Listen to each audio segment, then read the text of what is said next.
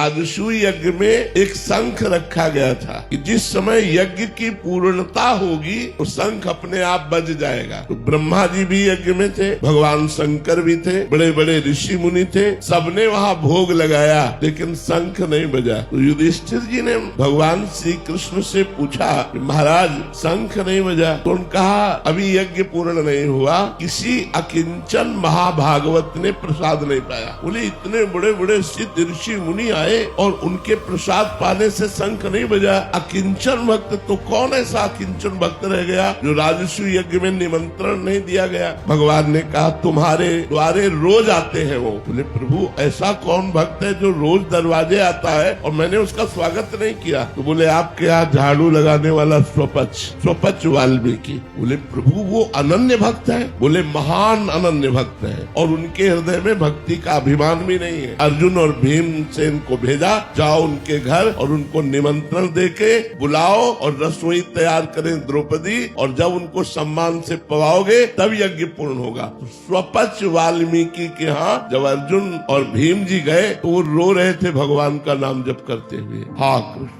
हाँ कृष्ण। भीमसेन ने देखा कि अरे इनको तो कोई जानता ही नहीं कि ऐसे महान भक्त हैं। ये तो एक हाथ में डलिया एक हाथ में झाड़ू लिए दोना पत्थर वहाँ उठाते, लेकिन ऐसे महान भक्त जो इस साष्टांग दंडवत किया। तुम कहा अरे मालिक आप ये क्या कर रहे हो, हम तो आपके नौकर हैं, हम तो आपके द्वारा पोषित है। उन्होंने कहा भगवान श्री कृष्ण ने अब आपका रहस्य खोल दिया है, अब आपको निमंत्रण देने आए हैं और आपको। बोले हम तो रोज जूठन पाते हैं, हमें निमंत्रण की क्या जरूरत। बोले नहीं भगवान ने कहा, भगवान की तरफ प्रलय कोप से कहा कि मैं छुप करके आपका भजन करना चाहता हूँ, लेकिन आप प्रकाशित ही करना चाहते हैं। तो यदि आप प्रकाशित करना चाहते हैं तो मैं छुप कैसे सकता हूँ, अवश्य आऊंगा। तो उनको पालकी में बैठाल करके राजस्व यज्ञ में बुलाया गया। द्रौपदी जी ने स्वयं भोजन तैयार किया और जब वो पाने बैठे तो खीर सब्जी दाल कढ़ी ये सब एक में मिला लिया, सब मिला लिया। द्रौपदी जी को अच्छा नहीं लगा, पूरी रात अलग अलग व्यंजन बनाती रही।